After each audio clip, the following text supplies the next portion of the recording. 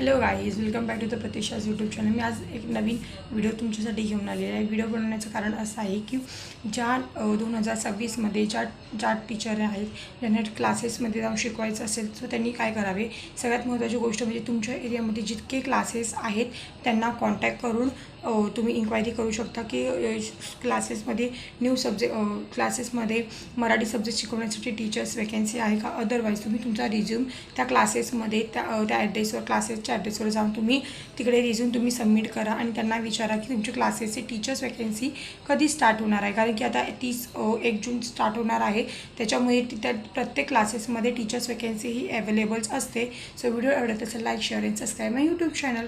आणि for example तुम्ही जर एखादा स्टँडर्ड चॉईस केला असेल तर 5th स्टँडर्ड जर चॉईस केला असेल सब्जेक्ट तर तुमचा मराठी असेल तर त्या मराठी सब्जेक्टमध्ये तुम्ही लेसन स्टार्टिंगचा जो लेसन असेल तर लेसनच तुम्ही प्रिफर करा।